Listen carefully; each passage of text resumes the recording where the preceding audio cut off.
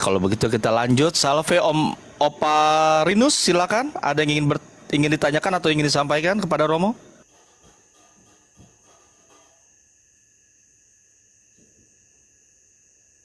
Rinus.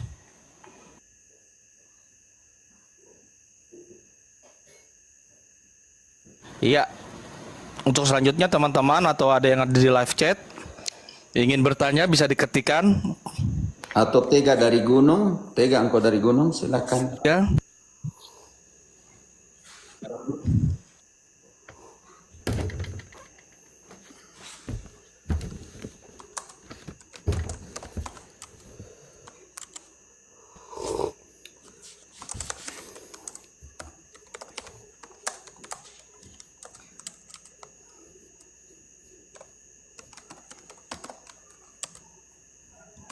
Kayaknya belum ada pertanyaan, mungkin kita bacakan yang di live chat. Ini ada dari Yeskiel, Romo. Untuk sakralegi bagaimana Romo? Ayat-ayat kitab sucinya bagaimana? Sakralegi. Contoh yang sakralegi ya. Dari 1 Korintus 11 ayat 27. Korintus. Maaf Romo, 1 Korintus berapa Romo? 11 ayat 27. 11:27, oke. Ya.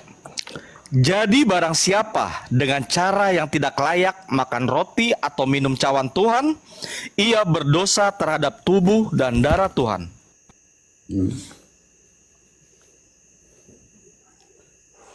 Hendaklah tiap-tiap orang menguji dirinya sendiri, dan baru sesudah itu ia makan roti dan minum dari cawan itu. Engkau berdosa kepada tubuh dan darah Tuhan. Sakral, yang kudus, lehir. Tetapi ada juga tingkatan ya dalam pengertian ini. Markus 13 ayat 14, dia kita omong tentang apa sih? Markus 13 ayat 14. Ya. Apabila kamu ya tentang Mesias palsu ya Romo. Iya.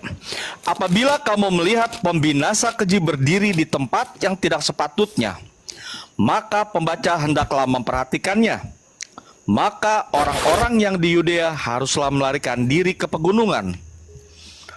Orang yang sedang di peranginan di atas rumah, janganlah ia turun dan masuk untuk mengambil sesuatu dari rumahnya. Dan orang yang sedang di ladang, nanti kalian baca sampai 31 ya. Dew, bantu dulu. Imamat 10 ayat 1. Kalau tidak salah Imamat 10 ayat 1. Coba dibaca.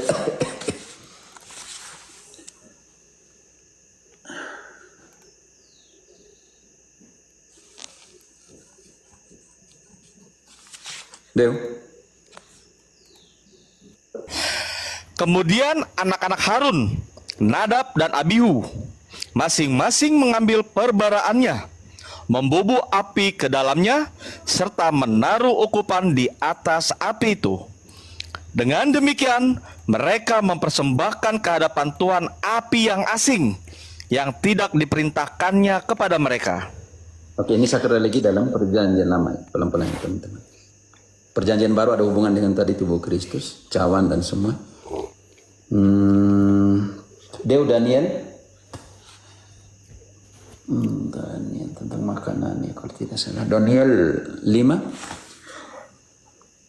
Daniel 5. Coba dari ayat 3. Dew. Ya.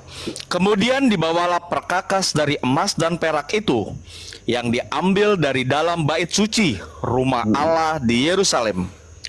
Lalu raja dan para pembesarnya, para istri dan para gundik mereka minum dari perkakas itu. Mereka minum anggur dan memuji-muji dewa-dewa dari emas dan perak, tembaga, besi, kayu dan batu. Pada waktu itu juga, ya. Sakraleginya mereka bawa perkakas dari mana? Dari bait Allah, dan mereka minum mabuk dengan piala, dengan barang-barang yang mereka bawa dari mana? Dari Yerusalem. ke pembuangan dari bait Allah. Oke, Matius 23. Yang kritik nih. Matius 23. Matius 23.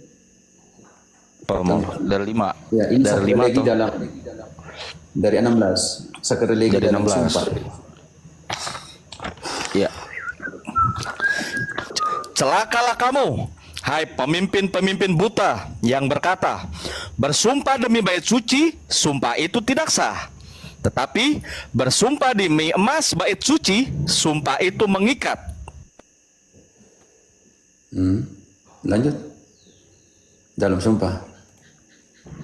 Hai kamu orang-orang bodoh dan orang-orang buta, apakah yang lebih penting, emas atau bait suci yang menguduskan emas itu? Bersumpah demi mesbah, sumpah itu tidak sah. Tetapi bersumpah demi persembahan yang ada di atasnya, sumpah itu mengikat. Hai kamu orang-orang buta, apakah yang lebih penting, persembahan atau mesbah yang menguduskan persembahan itu? Karena itu, barang siapa bersumpah demi mesbah, ia bersumpah demi mesbah, dan juga demi segala sesuatu yang terletak di atasnya. Oke, Deo. Jadi sakrilegi di dalam sumpah, sakrilegi di dalam menggunakan mencuri barang-barang untuk kebutuhan kultus liturgis dan dari Daniel tadi, dan mereka gunakan itu untuk minum mabuk dan semuanya itu. Sama seperti sakrilegi yang dilakukan oleh kaum Protestantisme bersama Carlos V ketika penyerangan ke 1537 ya, penyerangan ke kota Roma. Di sana di mana mereka masuk ke Basilika Santo Petrus bersama dengan pelacur-pelacur dan minum mabuk di sana. Dan Roma pada saat itu memiliki penduduk 55.000, hanya tinggal 19.000 yang hidup. Pembunuhan oleh prajurit Luther bersama dengan Carlos V dengan kolaborasinya dari Spanyol dan lain semuanya. Dan para suster diperkosa dan maaf ya, kelaminnya ditusuk dengan tombak dan dibuang ke sungai-sungai. Jadi kalau kita mau analisa saudara-saudari, inkisisi Protestantisme itu sadis ya. Mereka nggak tahu apa-apa ya. Itu tanggal 6 Mei 1527. Prajurit Luther bersama dengan Carlos V ambil alih kota Roma. Semua orang sakit di rumah sakit dibunuh. 55.000 penduduk Roma tinggal 19.000. Kepala para rasul Yohanes dan Yakobus, Yohanes dan Andreas dijadikan mainan, tontonan. Buang ke sungai suster-suster setelah diperkosa dan kelaminnya ditusuk dengan tombak. Dan gereja-gereja Santo Petrus dan gereja yang lain dijadikan tempat minuman dengan para pelacur. Kalau mau bongkar inkisisi Protestan silakan. Sadis. Hanya saya sebagai Katolik saya rasa sedih karena teman-teman Protestan tidak tahu sadisnya inkisisi Protestan terhadap Katolik. Dan Katolik tidak pernah menyentuh tema itu, walaupun dia tersakiti dalam sejarah pembantaian dan semuanya. Hanya karena dia berbelas kasih, maka Katolik jarang sentuh inkisisi Protestan di dalam room-room mereka. Hanya karena contoh sakrilegi tadi, maka yang dibuat oleh prajurit Luther dan Carlos V terhadap Basilika Santo Petrus, terhadap kepalanya Santo Yohanes dan Santo Andreas di Roma.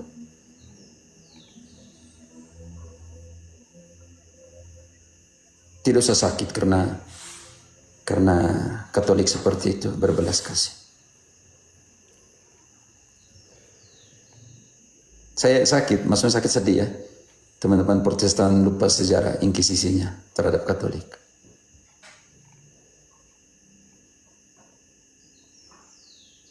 Coba satu Protestan yang mau jujur di sini minta maaf terhadap Protestantisme yang membuat inkisisi itu. Mau tahu berapa? Mau bongkar? Kita bongkar. 1535. Uskup di Rosette dan 6 religius dibakar hidup-hidup. Pembakaran ribuan Katolik dan Anabaptis atas perintah Raja Henry ke-8. Calvin perintah bakar hidup-hidup dokter Katolik karena menemukan sirkulasi darah. Di Irlandia bunuh 1000 biarawan Dominikan dan sisa hanya 2 yang hidup. Masa Elizabeth Protestan bunuh 800 Katolik tiap tahun. Di Parlemen Inggris 1652, setiap imam harus digantung, potong dan mutilasi dan dibakar. Kepala mereka harus dipaku pada tembok kota. Ini perintah dari Parlemen Inggris 1652. Jerman, kaum Anabaptis direbus antara Protestan sendiri. Eskosia, Presbyterian Juan dalam 6 tahun membakar 1000 perempuan. Augsburg 1537, kultus Katolik dilarang. Di Lepheim 1525, 3000 petani Katolik dibunuh. Mau apalagi mau bongkar semua, tidak usah. Katolik berbelas kasih. Dan kamu akan dibenci karena aku. Ujian mereka, Romo. Akan hidup selamanya. Tidak usah. Kita tidak sentuh yang inkisisi. Sekarang kita mau ngomong tentang doktrin yang benar. Kalau begitu, mana doktrin yang benar? Pembantaian orang Yahudi oleh bukunya, tulisannya siapa? Luther, tentang anti orang Yahudi. Masih banyak lagi. Tidak usah omong sejarah yang menyakitkan, lebih baik kita omong doktrin yang benar. Saya lebih senang kalau kalian omong tentang doktrin daripada sejarah yang menyakitkan. Yang Protestan tidak mau mengaku itu, dan tidak ada satupun Protestan karena mau mewakili yang mana 60.000 untuk minta maaf.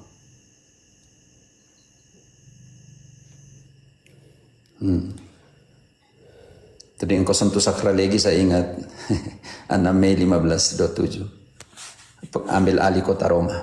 Itu sadis ya teman-teman. Bayangkan 55.000 penduduk, sisanya 19.000. Hanya tidak usah kita omong doktrin saja. Silakan teman-teman, mau doktrin yang mana?